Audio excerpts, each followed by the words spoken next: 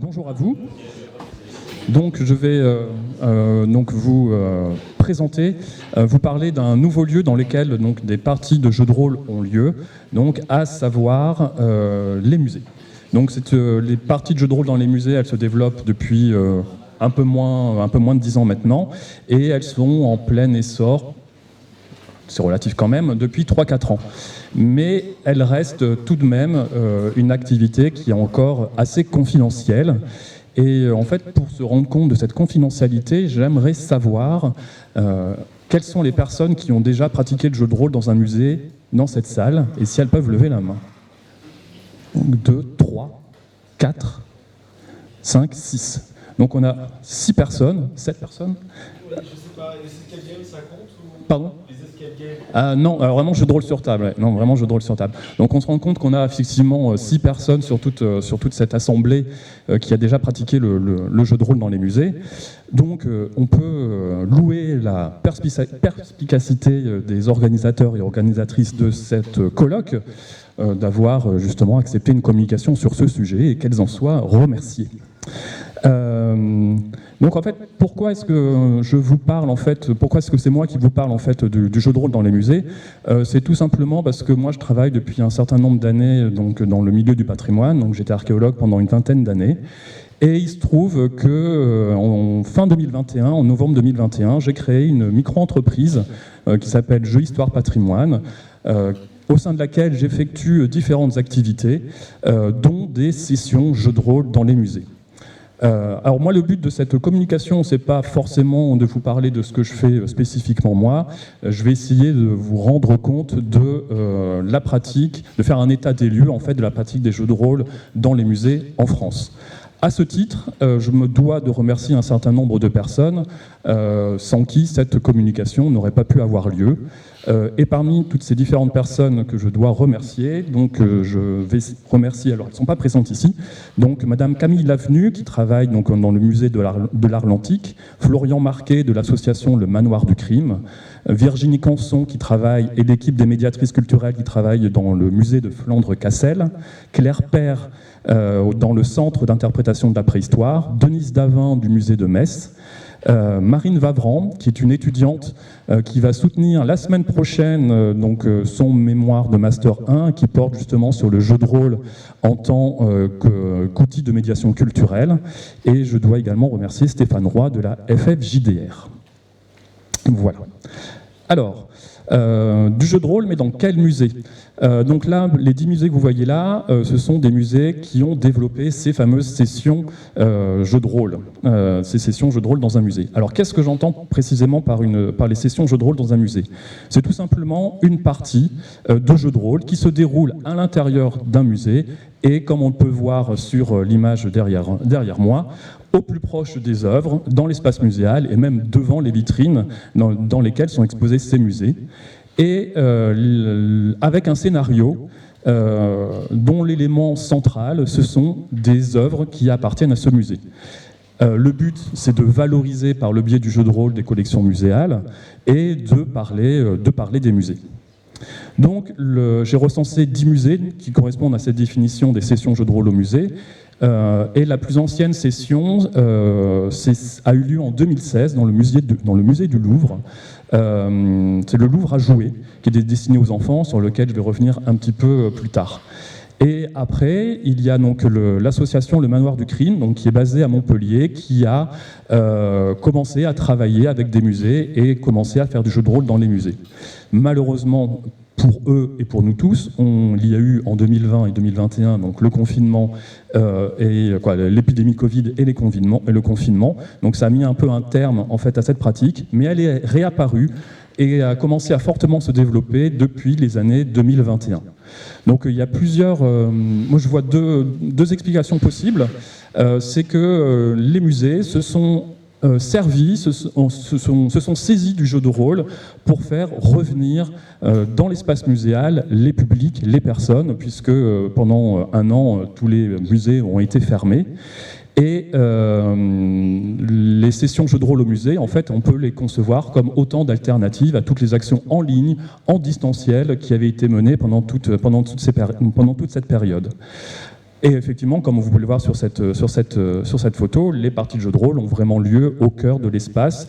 Et ces sessions jeux de rôle enracinent d'une certaine manière les joueurs dans l'espace muséal. Une deuxième explication qui peut expliquer donc ce développement du jeu de rôle dans les musées à partir de 2020-2021, c'est la réédition ou les publications de certains jeux de rôle qui se passent dans un contexte archéologique ou historique. Donc je pense particulièrement à la réédition, à la deuxième édition du jeu de rôle Wurm, qui se déroule le jeu de rôle dans la préhistoire, et qui a été joué par exemple dans le centre d'interprétation de la préhistoire d'Ezézie à l'occasion d'une exposition consacrée à l'homme de Néandertal. Et à la même époque, dans les mêmes années, on a eu la réédition et la publication de jeux de rôle qui se déroulent dans l'Antiquité, donc à savoir Antica et Imperator, donc Antiquité soit grecque, soit romaine, même gallo-romaine. Et ces jeux ont été joués, par exemple, dans le musée d'histoire et d'archéologie de l'Orléanais, mais également dans le musée de l'art antique. Alors, est-ce que cette pratique se limite à ces 10 seuls musées? Pas tout à fait. Il y a d'autres établissements qui ont accueilli des rôlistes.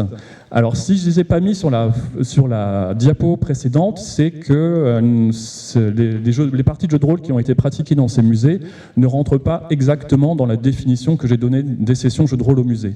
Il y a toujours quelque chose qui s'en écarte. Par exemple, les parties ont pu avoir lieu, certes, dans un musée, mais pas directement devant les œuvres, dans des salles annexes.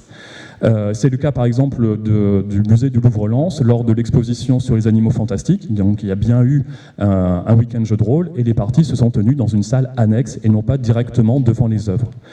Et parfois, même si la partie de jeu de rôle a pu avoir lieu dans l'espace muséal, le scénario joué n'était pas forcément directement en rapport avec le thème du musée ou des objets exposés. Et c'est le cas par exemple au musée de l'armée de Paris qui a accueilli une partie de jeu de rôle, un actual play qui a été filmé lors de la 3e réédition de Tédéum pour un massacre, donc le jeu de rôle qui se passe pendant les guerres de religion de Jean-François Jaworski. Donc, c'est pas forcément un problème que ça ne rentre pas exactement dans ce que j'ai défini comme session jeu de rôle au musée. Ce qui est important, c'est de voir qu'au-delà des 10 musées, on en a 5 autres qui ont accueilli des rôlistes et qui montrent qu'on a une passerelle qui commence à se créer entre les jeux de rôle et les musées. Et on peut même se rendre compte de l'évolution, de la progression en fait de cette pratique si on s'intéresse un peu aux jeux qui sont issus du jeu de rôle. Et c'est ce qu'on appelle les musées dont vous êtes le héros, qui sont directement issus des livres dont vous êtes le héros, qui eux-mêmes proviennent du jeu de rôle. Et le premier jeu de rôle, le premier musée dont vous êtes le héros a été développé à Metz, dans le musée de Metz, en 2019. Après, il y a eu une itération à Orléans, jusqu'à ce qu'un musée assez important de la région parisienne, le musée des Antiquités nationales, s'en saisisse dans le cadre d'une exposition consacrée au Moyen-Âge. Donc on se rend bien compte qu'on arrive déjà, pas tout à fait à 20, mais déjà à 19 musées dans lesquels du jeu de rôle ou bien des produits dérivés du jeu de rôle se pratiquent. Et donc ça montre bien qu'on a un pont qui commence à être construit donc, entre le jeu de rôle, la culture populaire et en fait les musées qui sont les tenants de la culture dite savante, dite légitime. Alors pourquoi est-ce qu'on fait rentrer le jeu de rôle dans les musées ? Alors il y a le point de vue des rôlistes et puis il y a le point de vue des musées. Alors le point de vue des rôlistes, c'est pour jouer en fait avec l'histoire de manière générale, avec l'archéologie, de jouer avec les zones d'ombre de l'histoire, imaginer des hypothèses qui n'ont pas pu être établies ou posées par des historiens et par des archéologues. Et du point de vue des musées, alors j'avais déjà donné un premier point tout à l'heure, ils ont pris le jeu de rôle pour faire revenir le public dans les musées, mais eux, ils ont aussi une logique qui leur est propre, qui est premièrement, de renouveler, régénérer les publics. En mettant en place ces actions jeux de rôle dans un musée, les musées, ils essayent de capter deux publics qu'ils ne rentrent que difficilement dans le cadre de visites libres dans les musées, Ces deux publics sont en premier le public adolescent et jeune adulte. C'est une vraie problématique pour les musées de faire rentrer dans ces établissements dans le cadre de visites libres, je ne parle pas dans le cadre de visites scolaires, mais dans le cadre de visites libres, c'est vraiment très compliqué pour les musées. Et la deuxième population, le deuxième public que les musées veulent faire rentrer dans les musées, ce sont les joueurs, les joueuses, les geeks de manière générale, puisque en fait cette population ne fréquente pas forcément de manière assidue les musées. Et dans une étude que j'avais faite précédemment sur un échantillon de à peu près 280 personnes, de geeks, de rôlistes, je me suis rendu compte que 55% d'entre elles ne rentraient dans un musée qu'une fois par an. Donc c'était intéressant pour les musées de récupérer cette population, de les faire découvrir par le biais du jeu un espace muséal. Les musées, ils veulent aussi faire découvrir leur collection sous un nouvel angle. Donc ils vont mettre l'accent sur le fait que pour le moment, les sessions jeux de rôle au musée, ce sont des actions qui sont encore insolites, qui sont encore inédites, et elles font ça dans le but de créer des souvenirs auprès des personnes, des différents participants. Souvenir de quelque chose, d'une action originale, mais aussi souvenir d'avoir joué dans un cadre un peu particulier. Les musées, normalement, ça dispose d'un certain cachet. Ce sont des bâtiments qui sont impressionnants, qui peuvent impressionner même. Et donc, en jouant là-dessus, ils veulent créer de bons souvenirs afin de ménager une certaine expérience visiteur. C'est-à-dire une expérience qui satisfera les joueurs et les joueuses et qui permettra de les fidéliser. Alors c'est très bien, c'est une très bonne chose de faire rentrer une première fois les joueurs et joueuses dans un musée, mais c'est encore mieux de les fidéliser et de les faire revenir une deuxième, troisième, quatrième fois par le biais du jeu. Dans mon expérience à Orléans, donc je reviens juste sur le point précédent, dans mon cas à Orléans, dans les différentes sessions que j'ai organisées, je me suis rendu compte que sur la quarantaine de personnes qui sont venues jouer avec moi, 80% d'entre elles n'étaient jamais rentrées dans le musée historique et archéologique de l'Orléanais. Donc c'est bien parce qu'il y a une proposition de jeu de rôle dans ce musée que ces personnes-là sont rentrées pour la première fois. Et je reviendrai un peu là-dessus, à Orléans, j'ai créé différents scénarios sur la même collection, et en fait, on a des joueurs de la première session qui sont revenus dans la deuxième session. Donc, ça fonctionne, ça permet de fidéliser le public. Et le but, en même temps, en voulant faire découvrir les collections sous un nouvel angle, le but pour les musées, c'est également de créer une rencontre entre les différents participants et les œuvres d'art. Alors les œuvres d'art qui sont mises en avant, généralement, ce ne sont pas encore des œuvres d'art qui sont connues à l'international. Le moment n'est pas encore arrivé où on aura une partie de jeu de rôle devant la Joconde. Ce serait bien, mais je pense que ce n'est pas encore pour tout de suite. Et les musées, en fait, ils vont plutôt travailler, vouloir mettre en avant alors j'allais dire le petit patrimoine, mais c'est un terme péjoratif, plutôt le patrimoine local, le patrimoine qui est un peu connu, parce qu'en fait, le public qui se déplace dans ce genre de session, c'est le public dit de proximité.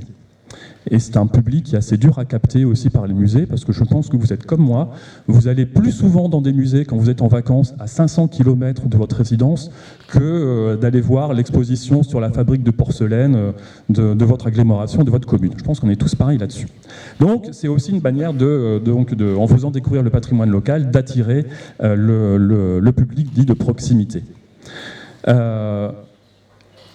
En revenant juste un peu en arrière, pour faire découvrir les collections sous un nouvel angle, c'est aussi ce que les musées veulent. C'est une expérience qu'elles veulent faire aussi, faire une expérience insolite auprès de leur public habituel. Et aussi, ce que aiment bien faire les musées, c'est de faire en sorte que ces publics qui ne côtoient pas les musées et le public qui vient régulièrement puissent se croiser, puissent se rencontrer, et de transformer le musée en un espace de rencontre auprès de populations qui ne sont pas forcément amenés à se rencontrer tout le temps. On a un cas particulier, c'est de rappeler de l'existence d'un musée. C'est le cas du musée de Pithiviers. C'est un musée qui est fermé depuis 20 ans et qui a un projet de réouverture dans les prochaines années. Et donc la municipalité de Pithiviers a décidé de créer, de développer des sessions jeux de rôle pour rappeler aux habitants de Pithiviers qu'il y avait un musée dans leur commune et donc de les inviter à faire des parties dans ce musée et en leur montrant en fait les collections, une partie des collections qui sont abritées dans ce musée. Alors, qu'est-ce qu'on met en avant, qu'est-ce qu'on met en valeur dans une partie de jeu de rôle, dans un scénario qui se passe au musée?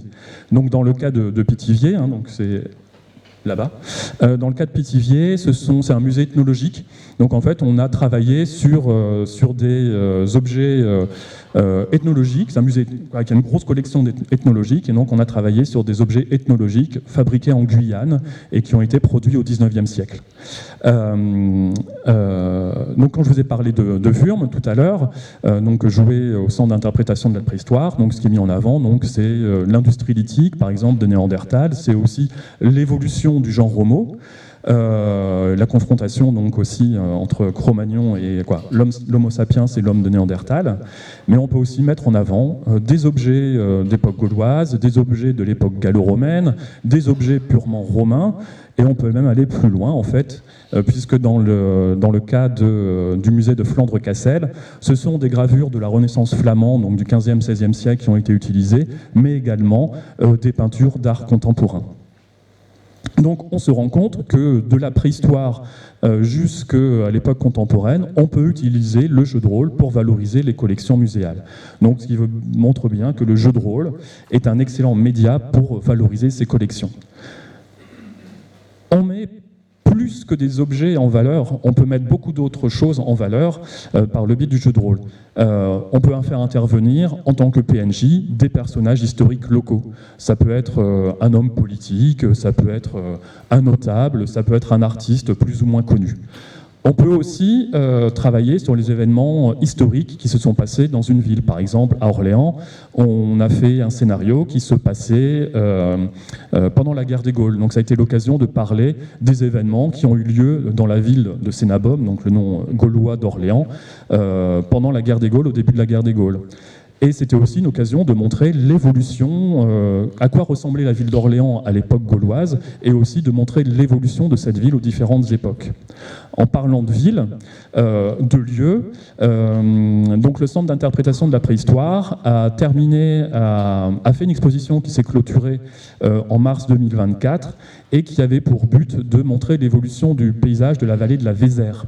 Et donc, ils ont fait appel à une association de rôlistes pour créer des scénarios qui se passent à différentes époques, donc préhistoire, antiquité, époque médiévale, contemporaine, et qui montrent en fait l'évolution du paysage par le biais du jeu de rôle dans cette vallée. Donc, on peut mettre vraiment beaucoup de choses en valeur, et aussi le fonctionnement d'un musée. Donc dans le cadre du scénario que j'ai fait donc pour Pithiviers, comme le but était aussi de rappeler aux habitants de la ville qu'il y avait un musée, une partie des personnages faisaient partie de ce musée. Donc c'était une manière de leur montrer comment fonctionnait un musée et comment il était constitué. Donc le scénario se passait au début du XXe siècle et à quoi il ressemblait au début du XXe siècle. Le fonctionnement d'un musée, c'est aussi ce qui a été exploré par le Louvre à jouer, où en fait les enfants devaient incarner des personnels du musée du Louvre et ils devaient collaborer, travailler ensemble pour monter une exposition. Donc il y avait le conservateur, le régisseur, les menuisiers, les gardiens, et aussi comment après, une fois que l'exposition est gérée, le rapport entre les visiteurs qui étaient joués par des enfants et les gardiens qui étaient joués aussi par les enfants. Et donc une manière de dire ce que du public peut faire ou ne peut pas faire dans le cadre d'une exposition dans un musée. Donc on voit bien que cette pratique, elle est assez nouvelle, elle est assez récente, et cette pratique nouvelle, en fait, elle draine également un nouveau public. Donc les graphiques que vous allez voir sur les prochaines diapos, donc ils viennent essentiellement, ils viennent de mon travail, puisque en fait, au début de chaque session jeu de rôle que j'anime, je distribue en fait aux différents participants un questionnaire de satisfaction, donc pour m'améliorer, et aussi j'aime savoir qui c'est qui vient jouer avec moi. Donc sur les 46 personnes qui sont venues jouer avec moi pour le moment, alors 46 personnes uniques, il y a des personnes qui sont venues plusieurs fois, mais sur les 46 personnes uniques, j'ai constaté que j'ai une majorité de femmes. J'ai 55% de femmes qui sont venues jouer avec moi. Alors que, si on reprend la communication d'hier sur le profil, sur la sociologie des joueurs, en fait, on s'est bien rendu compte que c'était les 2/3 des pratiquants de jeux de rôle étaient des hommes, et uniquement 1/3 de femmes. Cette proportion de femmes, elle est même encore plus forte dans le musée de Flandre-Cassel, où elle atteint 60% pour 40% d'hommes. Donc, on a déjà parlé du graphique en dessous, donc c'est juste pour montrer qu'effectivement les personnes qui viennent jouer dans les musées, donc, ce sont des personnes qui sont dotées d'un certain bagage universitaire.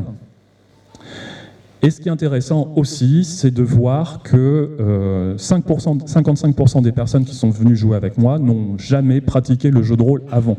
Donc sont de total néophytes en jeu de rôle, et qu'il y a à peu près un peu moins de 25%, un peu plus de 20% de personnes qui ont un peu joué au jeu de rôle, mais qui n'ont pas forcément une grande connaissance. Ce qui veut dire que les rôlistes aguerris, dans mon cas, ne représentent que 20% des personnes qui se déplacent dans les animations que j'ai faites. Cette proportion, on la retrouve également dans le musée de Cassel, où les vieux briscards du jeu de rôle, dont je fais partie, ne représentent que 18%. Et dans le cas du Roll Event, donc la convention de jeu de rôle qui s'est tenue au musée de l'Atlantique, qui a réuni plusieurs centaines de personnes, les vieux briscards ne représentaient que 25% de l'effectif. Alors cette surreprésentation des néophytes et cette sous-représentation des joueurs aguerris, elle s'explique assez simplement.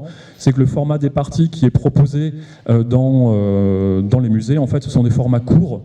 Alors moi, au début, j'ai commencé à faire des parties de 4 heures, mais je me suis rendu compte que c'était trop long, donc j'étais obligé de réduire. Et maintenant, les parties qui sont jouées, généralement, c'est des parties entre 2 et 3 heures, et plutôt entre 2 heures et 2 heures et demie.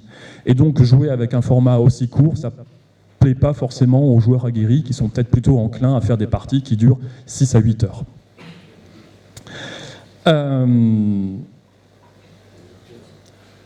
Ouais, alors ça c'est un autre débat, les nocturnes. En fait, les musées, ils mettent en avant le fait, donc, comme je vous l'ai dit, de régénérer les publics, de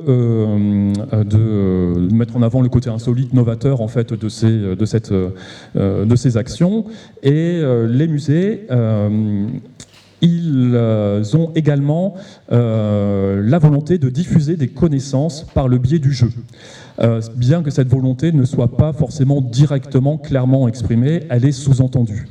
Et cette diffusion des connaissances fait partie en fait des missions des musées de France, telles qu'elles sont exprimées dans les points C et D de l'article L441-2 du Code du patrimoine. Et ces 2 points, qui sont relatifs aux missions des musées de France, disent que les musées de France doivent concevoir et mettre en œuvre des actions d'éducation et de diffusion visant à assurer l'égal accès de tous à la culture et de contribuer au progrès de la connaissance et de la recherche, ainsi qu'à leur diffusion. Donc ce principe ludo-éducatif, si on peut dire, il se fait de différentes manières. Ça peut être tout simplement par une présentation avant la partie de jeu de rôle des œuvres qui sont mises en avant. Alors, des fois, c'est un débriefing qui est fait à la fin de la partie. Ce n'est pas tous les musées qui font ça. Tous les musées ne font pas cet effort de faire de la médiation, qui n'en font pas du tout. Mais en tout cas, ce que les musées font tous, en fait, c'est une diffusion informelle des connaissances au cours de la partie. Et cette diffusion informelle des connaissances, une manière horizontale de diffuser ces connaissances, elle se fait par le meneur ou la meneuse de jeu, qui est une personne qui est sensibilisée en fait au patrimoine local, aux objets qui sont mis en valeur par le biais du scénario de jeu de rôle. Et donc on se rend compte que cette réception de ludopédagogie, elle est plutôt bonne, puisqu'en fait on a 71%, donc dans mon cas, de personnes qui ont le sentiment de mieux connaître le patrimoine local, l'histoire, l'archéologie locale, et qu'il y en a même 16% qui voudraient encore en savoir plus, et que finalement il n'y a que 2% des personnes qui n'ont pas l'impression d'avoir appris grand-chose. Donc c'est une marge d'amélioration que je dois faire. Alors ce principe de ludopédagogie il pourrait paraître rébarbatif et pourrait peut-être empêcher justement le fait que les gens reviennent dans les musées, mais dans mon cas, c'est pas le cas, puisque en fait, plus de 90% des participants en fait, se déclarent prêts à revenir faire une session jeu de rôle au musée. Donc bah, écoutez, le jeu de rôle il y a 50 ans et maintenant que faites-vous? Eh bien donc venez jouer dans un musée.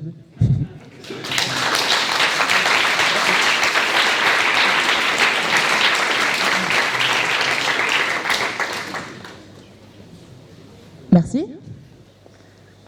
Question. Bravo pour cette initiative-là. Moi, j'ai une question sur le rapport à l'objet.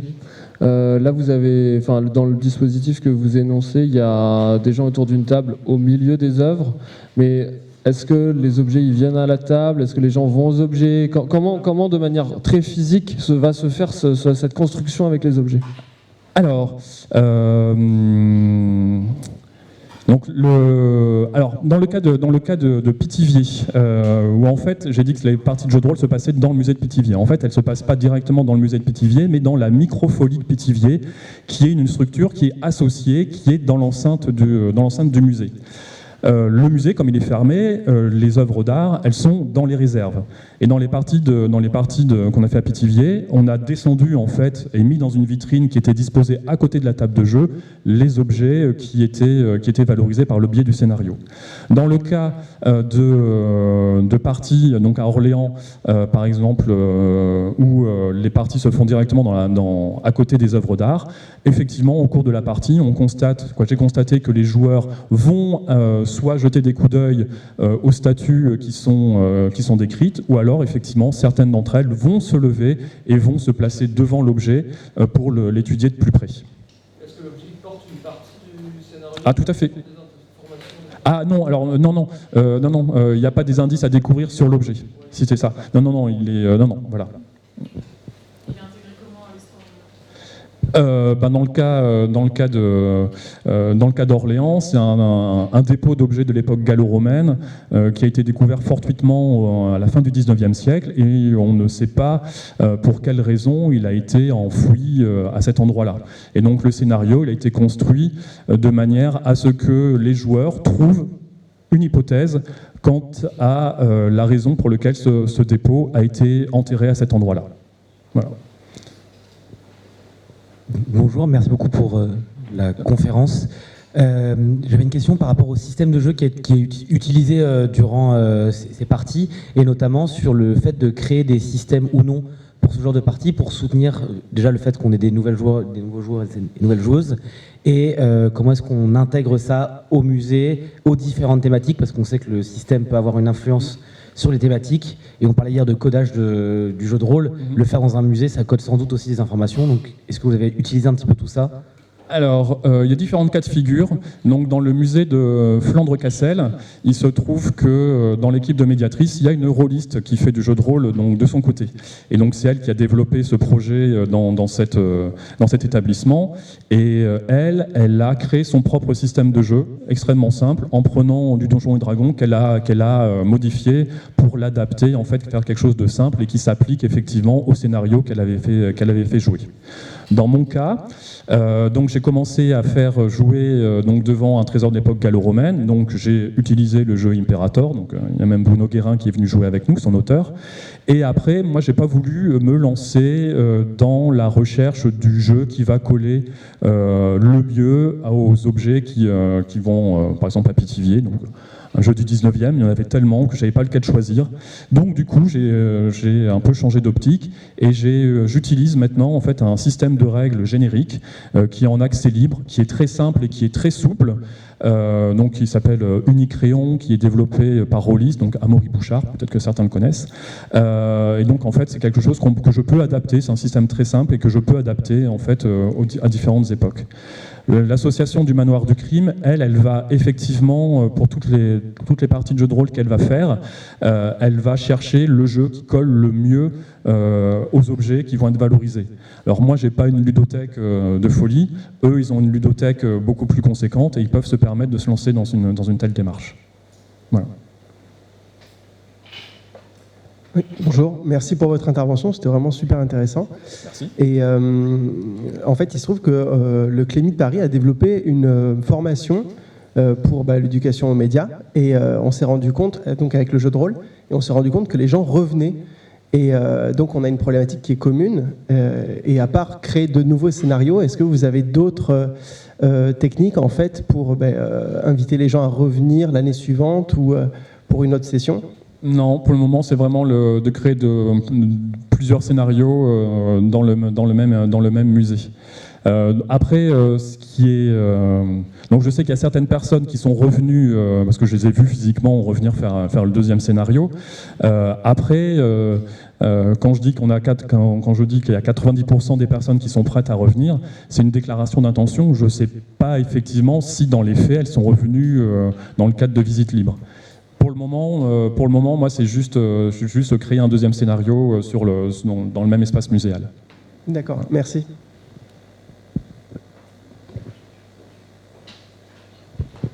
Oui, ce serait pour savoir, est-ce qu'il y a une supervision des conservateurs de musées qui veulent vérifier l'adéquation des connaissances avec ce que vous mettez en jeu ?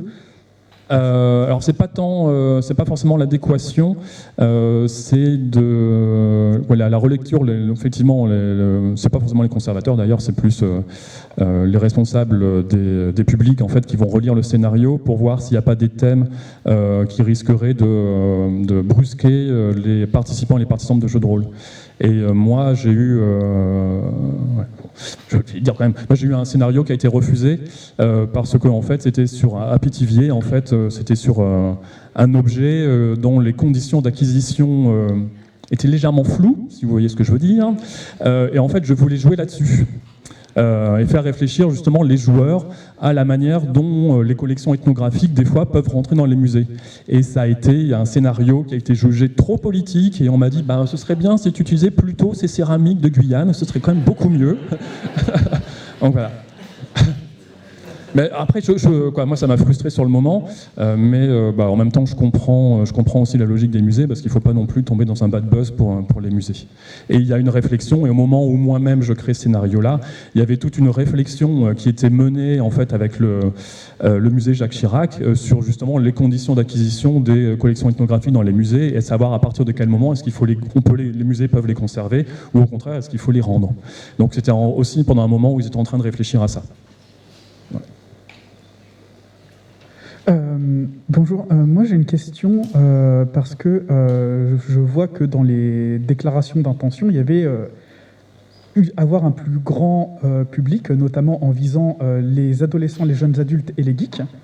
Moi ce que je remarque, c'est que pour le coup, le jeu de rôle, c'est 7% de personnes qui ont joué, pour reprendre ce qu'on disait hier matin. Et qu'il y a surtout une grosse, je trouve, porosité sociologique, c'est-à-dire qu'à chaque fois, c'est des endroits où les personnes sont diplômées avec des professions intermédiaires qui sont très représentées dans les deux milieux à chaque fois.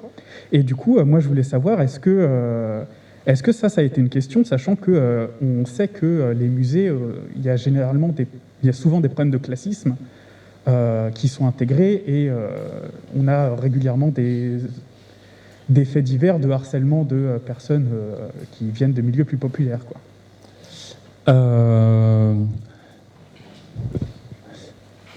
Donc là, donc le but, c'est effectivement de faire. Alors, je pense à plusieurs choses en même temps.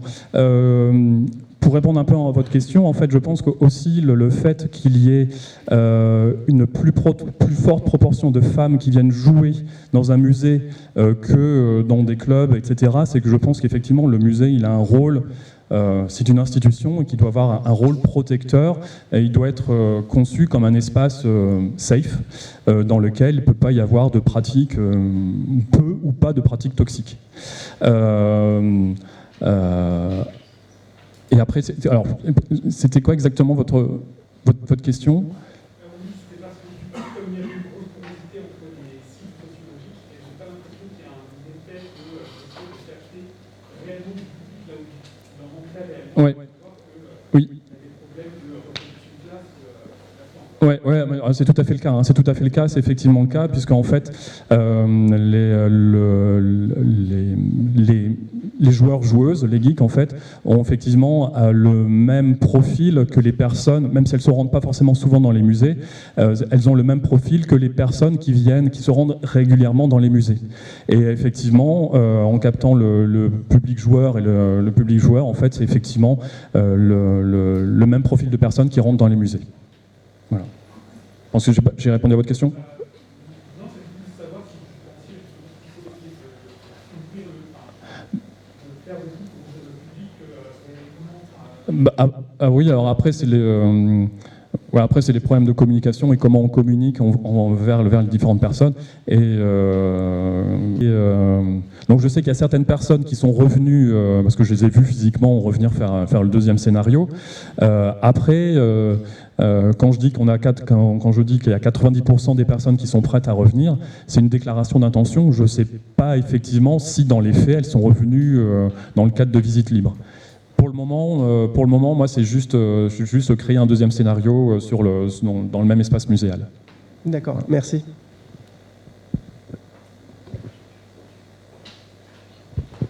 Oui, ce serait pour savoir, est-ce qu'il y a une supervision des conservateurs de musées qui veulent vérifier l'adéquation des connaissances avec ce que vous mettez en jeu ? Alors c'est pas forcément l'adéquation, c'est la relecture. Effectivement, c'est pas forcément les conservateurs d'ailleurs, c'est plus les responsables des publics en fait qui vont relire le scénario pour voir s'il n'y a pas des thèmes qui risqueraient de brusquer les participants et les participantes de jeux de rôle. Et moi, j'ai eu, je vais dire quand même, moi j'ai eu un scénario qui a été refusé parce que en fait c'était sur un Appetivier, en fait c'était sur un objet dont les conditions d'acquisition étaient légèrement floues, si vous voyez ce que je veux dire. Et en fait, je voulais jouer là-dessus. Et faire réfléchir justement les joueurs à la manière dont les collections ethnographiques des fois peuvent rentrer dans les musées. Et ça a été un scénario qui a été jugé trop politique et on m'a dit ce serait bien si tu utilisais plutôt ces céramiques de Guyane, ce serait quand même beaucoup mieux. Donc voilà. Mais après, moi, ça m'a frustré sur le moment, mais en même temps, je comprends aussi la logique des musées, parce qu'il ne faut pas non plus tomber dans un bad buzz pour les musées.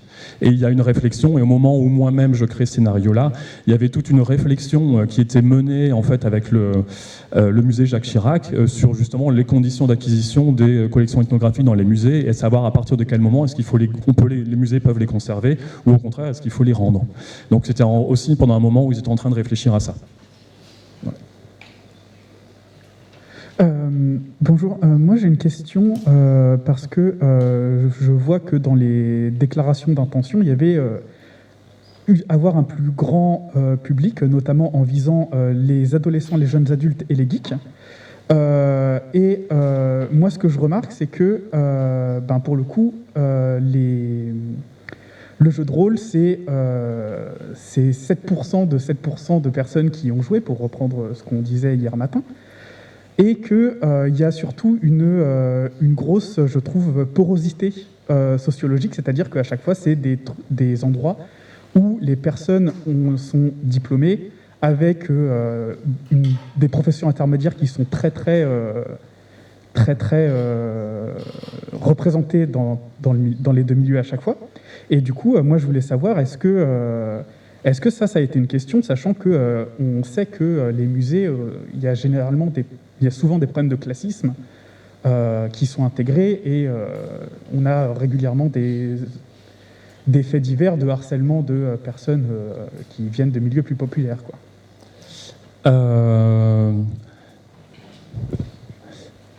Donc le but, c'est effectivement de faire. Alors, je pense à plusieurs choses en même temps.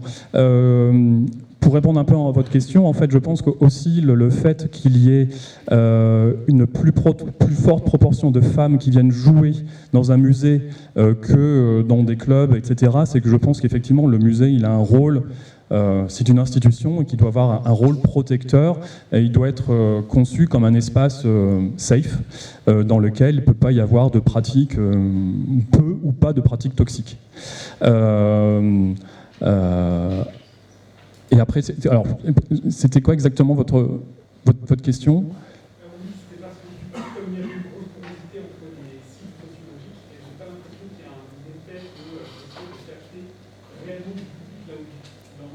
Ouais. Oui.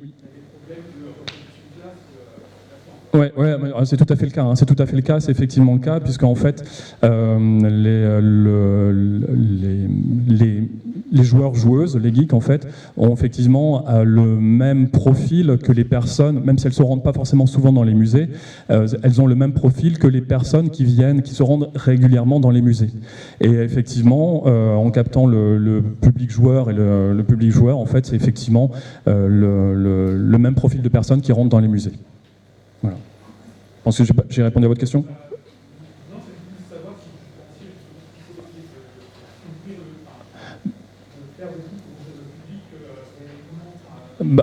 Oui, alors après c'est les problèmes de communication et comment on communique vers les différentes personnes. Et